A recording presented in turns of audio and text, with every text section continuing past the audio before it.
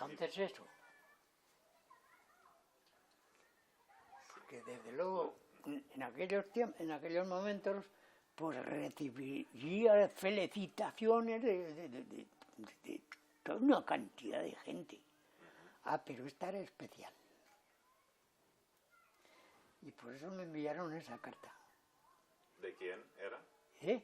¿La carta es de? Pues no lo ves que está firmada por Sí, Dolores y Carrillo. Sí, sí.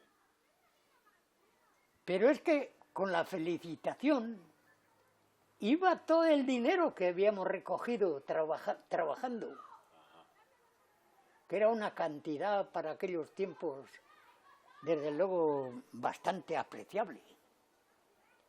Y por eso recibí esa carta. Sí. ¿Y tenías contacto con Dolores Cibar y Hombre, Carrillo? contacto no, pero de verlo de cuando en cuando, sí. Pero contacto, aquel que dice. Entonces, pasamos de eso. Claro, luego después, porque esto ya es en Francia, Sí. luego ya después, pues seguimos todo el trabajo porque yo me tuve que, porque ahí en el Cantado estaba, el trabajo se jodió. Yo tenía que comer de algo. Y me subí a París porque allí había uno de los de mi pueblo, en París, de los que habíamos hecho la ruta carretera y manta, y le escribí y me dijo, pues vente aquí, ya te encontraremos por aquí algún trabajo, y me subí allí. Y me encontraron trabajo, claro. Y luego pues siguió la cuestión de vida del partido y todas esas cosas, con todos sus altibajos y todo eso. ¿Y cómo estaba organizado el partido en París? ¿Qué estabas haciendo ahí? Era un trabajo enorme. Un trabajo enorme. Porque estabas en grupos y así sucesivamente para arriba. Había las direcciones. Porque no solamente tenías que hacer el trabajo de interior del partido, sino que tenías que llevar afuera. Había mucha inmigración. Había mucha inmigración de refugiados y de la que iba viniendo poco a poco. Y había que trabajar sobre ellos. ¿De qué forma? Coño, entonces no había más objetivo que la liberación de España y echar a Franco. Entonces, eso da un arco, pero completamente amplísimo. Porque la gente, desde luego, por ejemplo, los que venían de España, pues se venían por la cuestión del mandoque. Pero no por conocimientos políticos, ni hostias. Si Franco asustó a España de una manera que la ha dejado traumatizada, hasta ahora. Hasta ahora todavía sigue. Entonces te dedicabas a eso, y mucha culpa desde luego de que España no se fuera desde luego haciendo o pasando por toda una serie de etapas que tenían que haber pasado diferentes a las que se pasó. Porque tú hablabas con toda esta gente que venía, por ejemplo, a la remolacha. A la remolacha venían, y luego pues había desde luego, y sobre todo mujeres, de criadas. Joder. Pero estaban los socialistas. Estaban los socialistas, que ha sido desde luego el mayor estorbo que ha tenido la liberación de España. El mayor estorbo. Porque el célebre Prieto, desde México, les enviaba sus instrucciones. Y eran unas instrucciones muy peculiares. Porque hay una cuestión que se cae por su propio peso.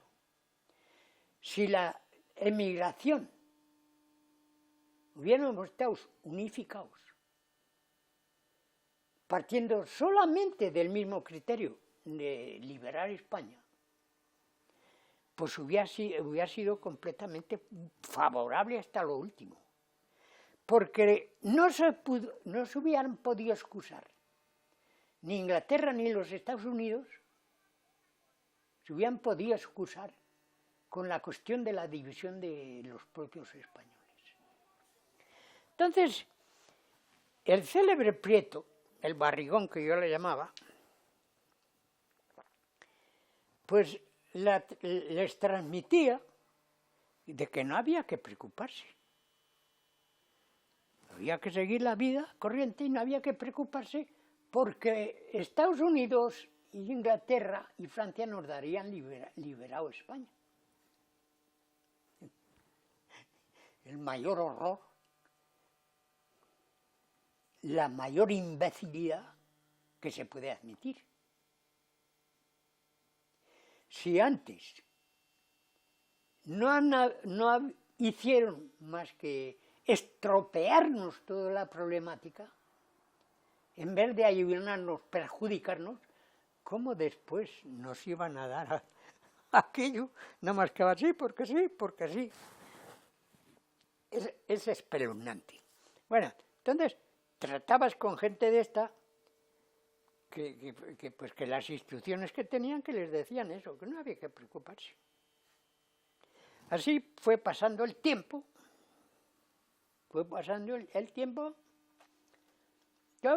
y llegó el 58, cuando yo te hablaba del decreto del célebre asqueroso de Franco. 14 años por haber pasado la frontera. Y naturalmente, aquel decreto en el 58 lo anuló. Entonces ya podíamos volver, desde luego, un mes, justito, pues al pueblo de Honderas, bueno, pero sin... Entonces, pues yo volví, en la frontera. Y yo entonces ya tenía coche, porque yo ganaba buen sueldo en Francia y me lo había permitido. Y al llegar a la frontera, pues te llevaban a la comisaría de frontera para mirar los libros, a ver si tenías alguna denuncia o cosa por el estilo. Estuve mirando los libros y yo no tenía ninguna denuncia, a pesar de que si me cogen en el pueblo me largan. Bueno, pues él me dice, ¿me podía cambiar 2.000 pesetas en francos? Porque nosotros pasamos muy a menudo. Digo, sí, ¿por qué no? Y luego me dice, ¿este coche es suyo? Digo, sí. Dice, pues si aquí el director no tiene coche, si quiero.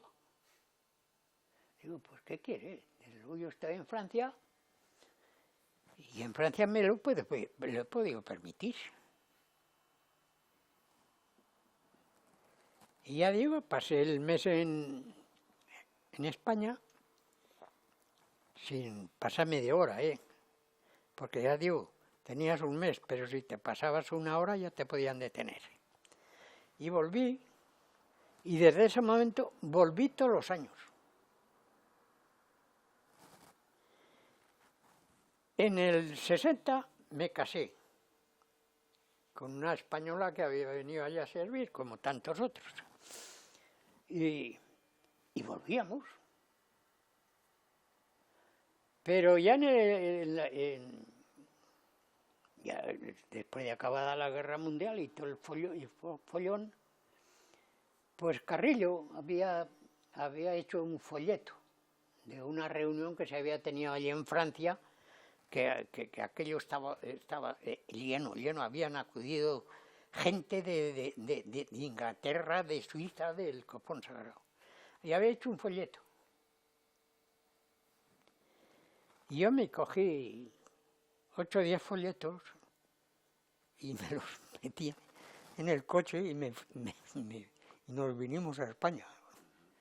Yo me cago en Dios. Mira por dónde. Mira por dónde, de una de casualidades. Allí en el pueblo había un guardia civil retirado y un hijo lo tenía de guardia civil en Aranda. Y mira por dónde aquella noche ponen en la carretera, desde luego, un letrero contra Franco. Bueno, y tan inteligentes en aquellos momentos eran los españoles que no pensaron que podían haber sido españoles que vivían en España. No, tenían que haber sido los extranjeros que venían de fuera. Bueno, se presentan allí, desde luego, un día se presenta un capitán, el capitán de Aranda, de los guardias civiles, un teniente, un sargento y 3 guardias a registrar. Bueno, registraron, pero me cago en Dios, desde luego, como fueron de improviso, porque yo no lo esperaba, pues yo los tenía en el coche, escondidos en el coche, pero se fueron a donde tenía el coche y lo primero que hicieron es preguntarme, me cago en Dios, y desfonzaron el coche y los encontraron, los folletos. Claro, pues a la cárcel. Y nos bajaron a mí y a la mujer. Y el teniente de la Guardia Civil, porque nos bajaron a la Guardia Civil de Aranda, y luego nos pasaron a la prisión del ayuntamiento.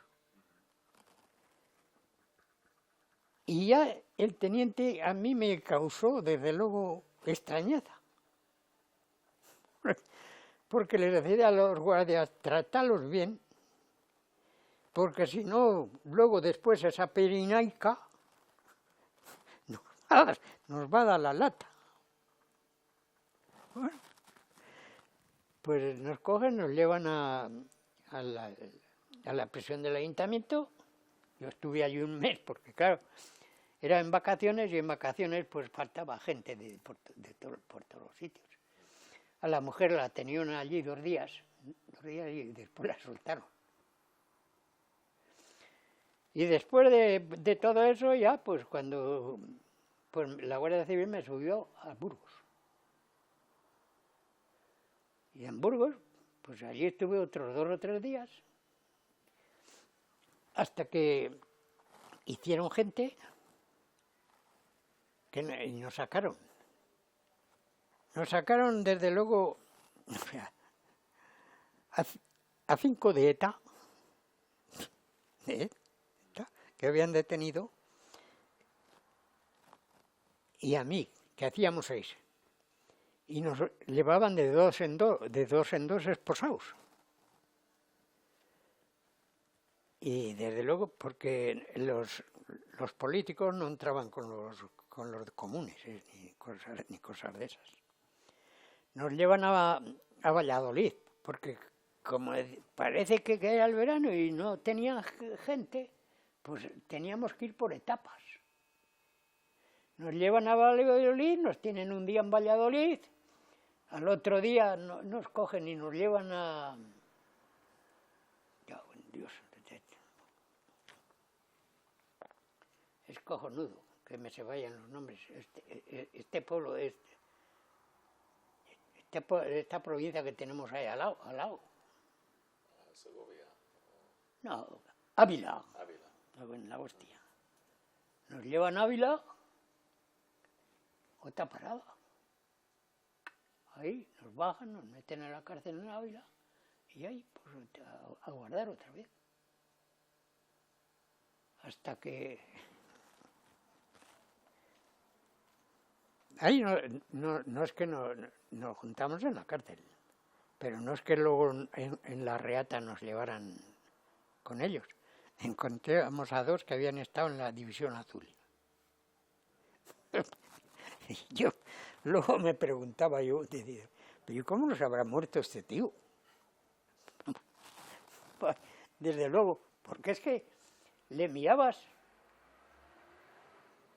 y tenía un agujero en la cabeza que casi le cogía el puño.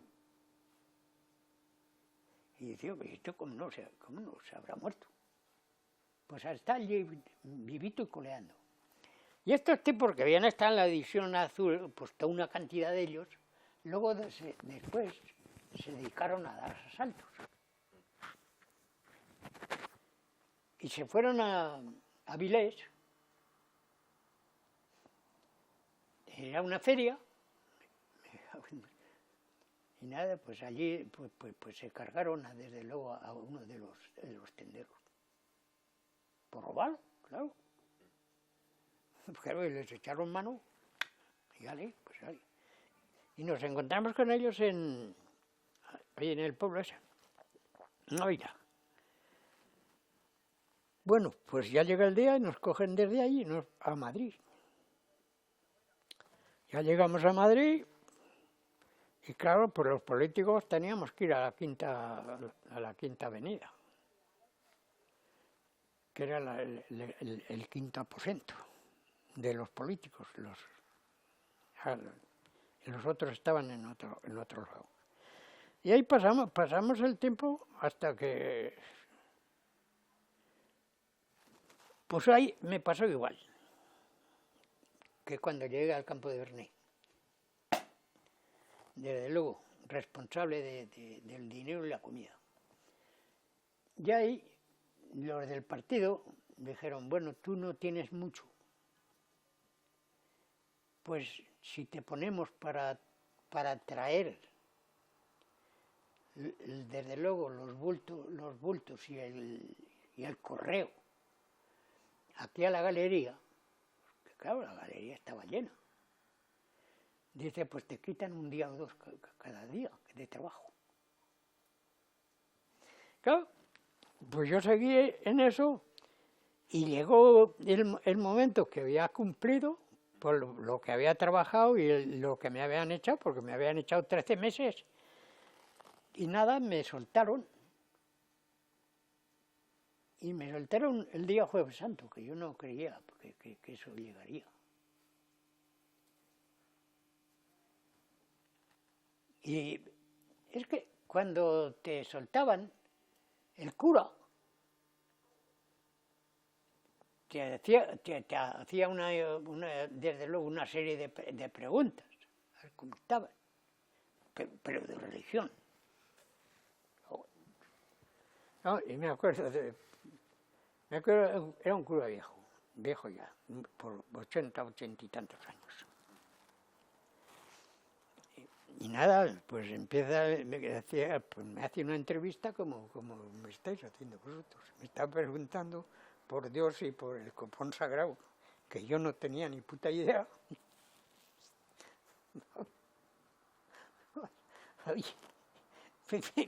Y me dice, ¿cuántos dioses hay? Digo, creo que hay uno. Y no le pude dar más respuesta a lo que me preguntó. Pero el pobre viejo dice, bueno, de todas las maneras te daré un catecismo para que lo estudies en casa y diré que estás en condiciones de salir.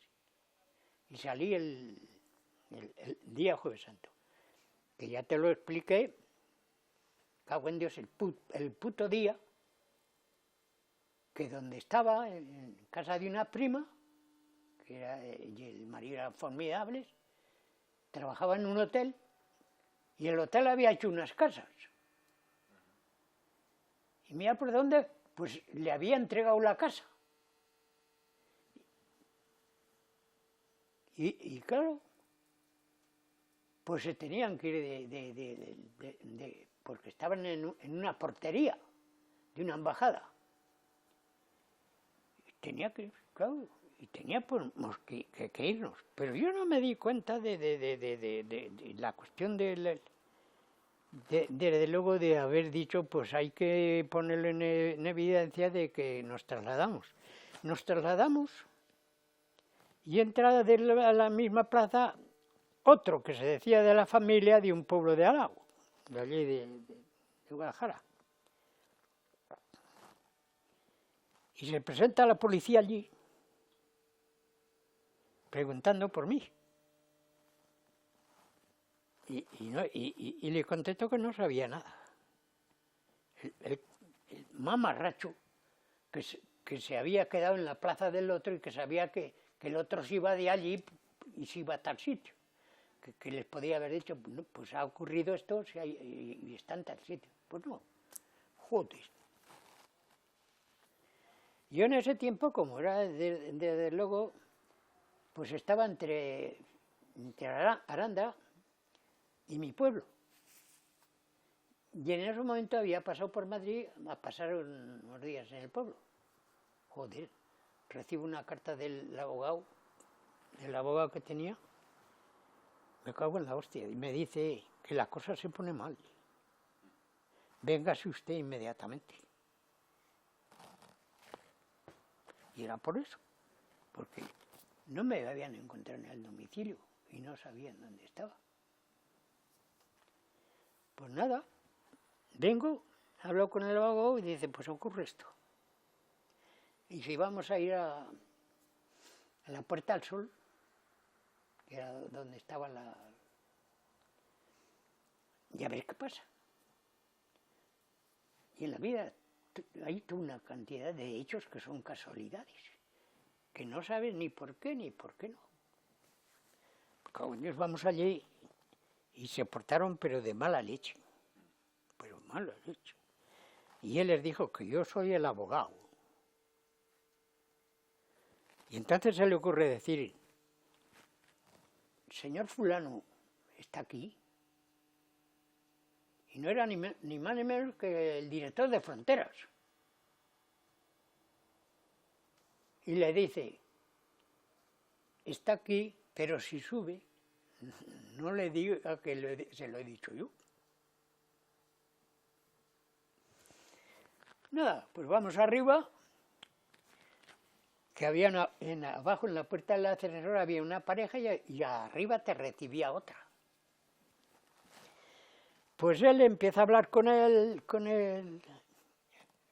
director de Fronteras, le explica el caso y dice, y claro, pues le decía que no era un caso hecho a proceso, ni mucho menos. Pero mira por dónde el célebre director de Fronteras, me cago en Dios, es que son casualidades, vivía en una casa que era del padre del abogado.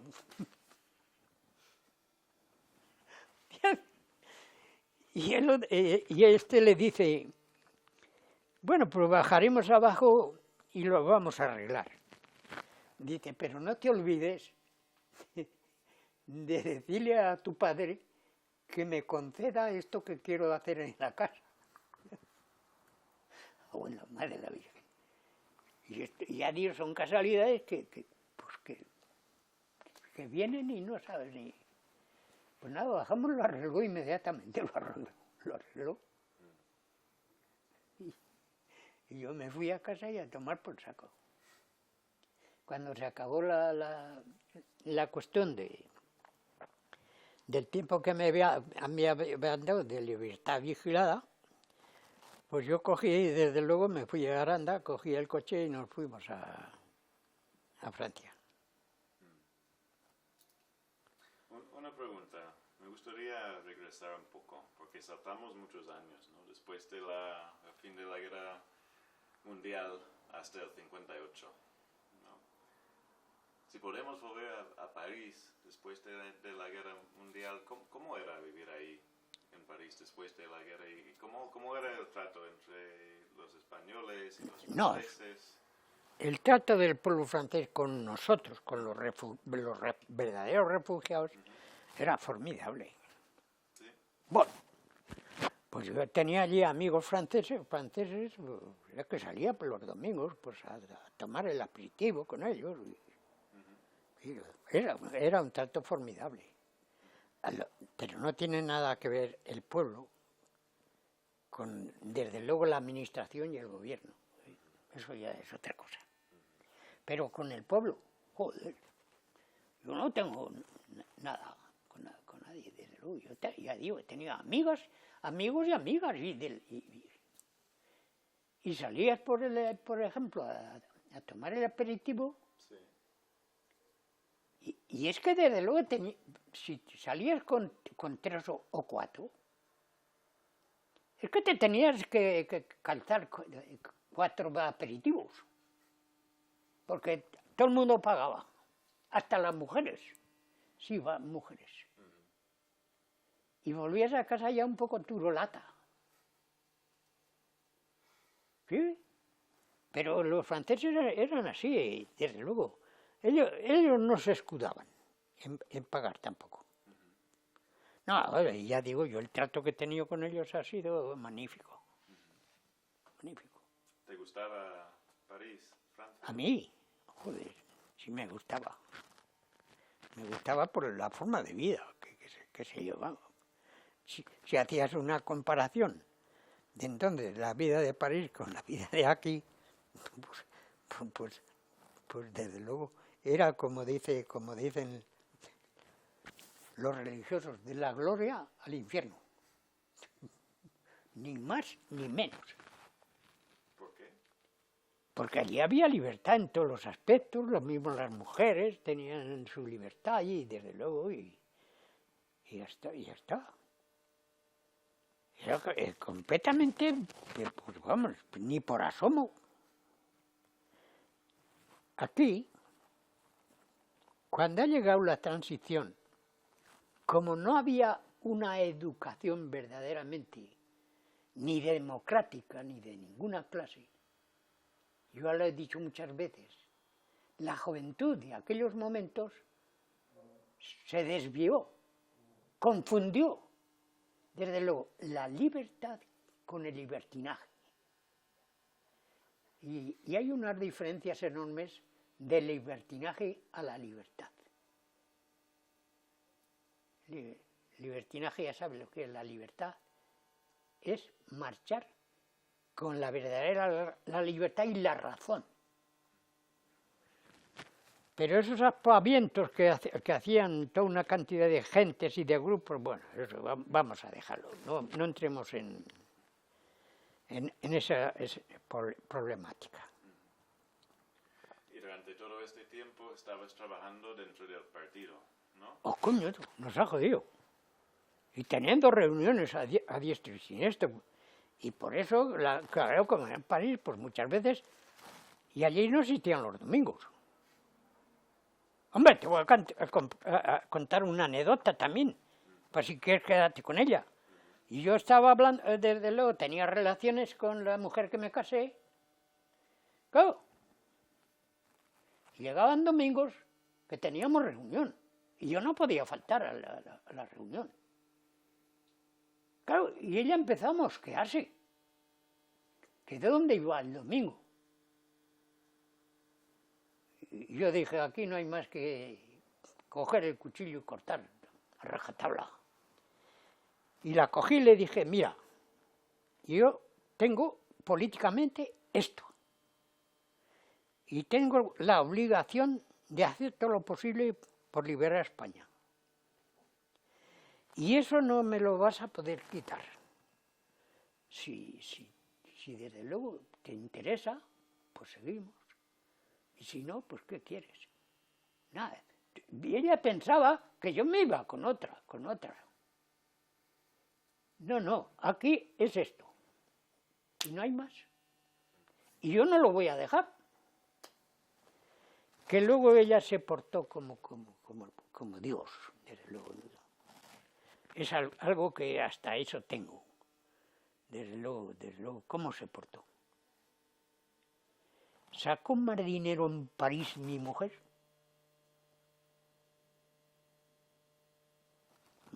más que nadie, pero eso por miles desde luego, de francos. Bueno, porque nada, se arropó conmigo y dijo que lo admitía todo,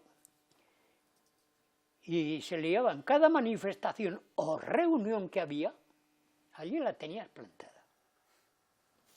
Habíamos hecho unas banderitas, un lacito como banderita de la bandera de la República, y con un alfilerito pues se le clavaba en la solapa al que le pedías. Y los franceses en eso eran muy buenos, y daban. Y ya digo, y recogía dinero desde luego a mansalva. Así. Había una manifestación, la noche antes los dos preparábamos las banderitas, ella preparaba sus bolsos y se iba, pero iba sola, porque yo no iba. Y me venía pues con los cuartos. Ya digo, que había una concentración en una reunión cerrada, hacía igual. Yo no he visto, desde luego, además, con un coraje de hostias consagradas, que a mí me ha extrañado, porque era una mujer que venía de la religión, pero me cago en Dios, y su padre era el que se ocupaba de la iglesia, y su madre también. Ahora me explicó desde luego una verdad mentira, de las que acostumbran los durante la República. Pues claro, la cuestión religiosa y toda esta serie de manduros, pues hacían todo lo que hubiera que hacer. Lo mismo asesinaban que hacían tonterías. Y allá en el pueblo, pues claro, pues había gente también de las dos partes. Y había en el hospital, ahora ya no existe, había una ermita pequeña, con San Roque dentro. Y en un día de no sé de cuándo, sería de la Semana Santa esa, o yo qué sé. Pues nada, que un día el San Roque aparece en la iglesia del pueblo.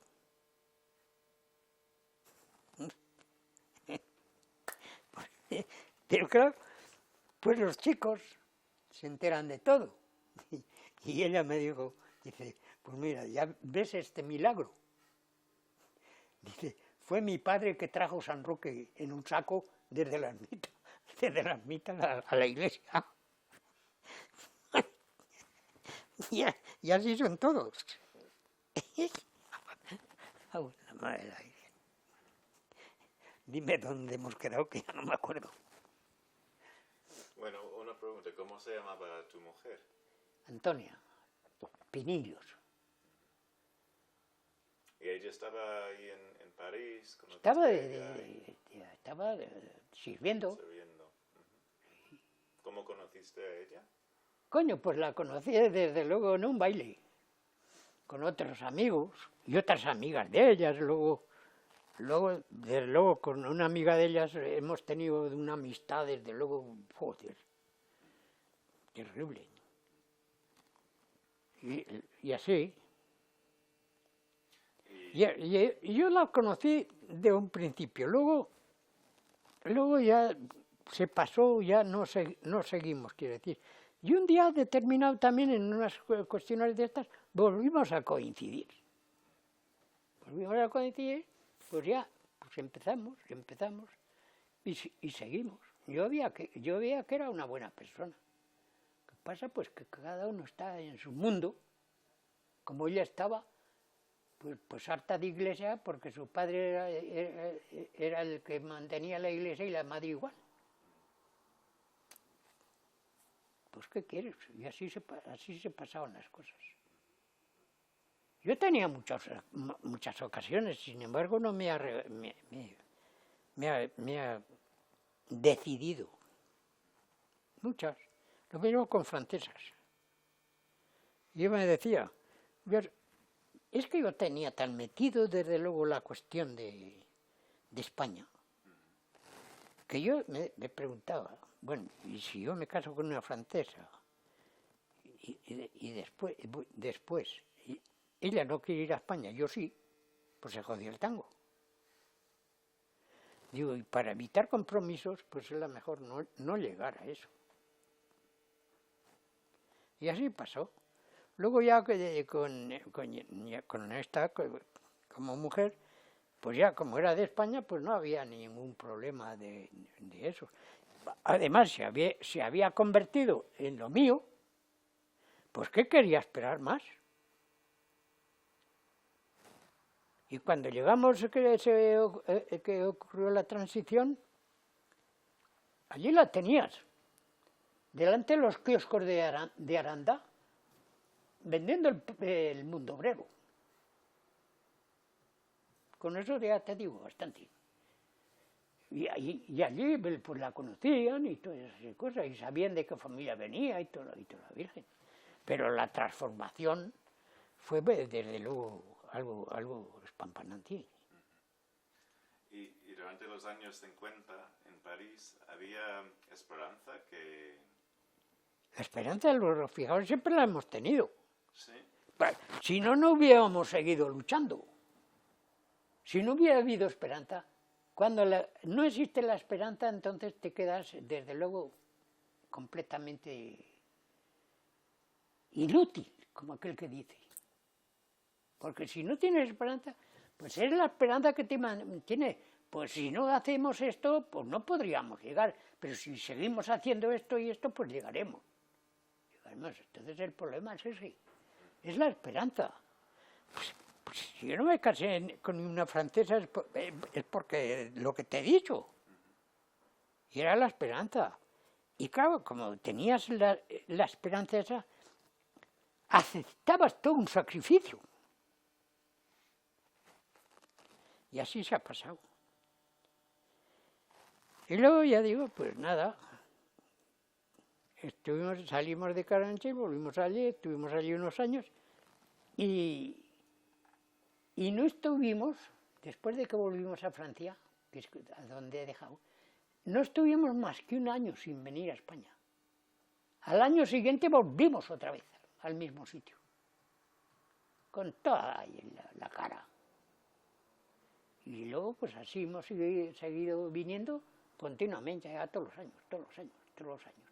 Hasta que yo me jubilé y ya nos vinimos definitivamente.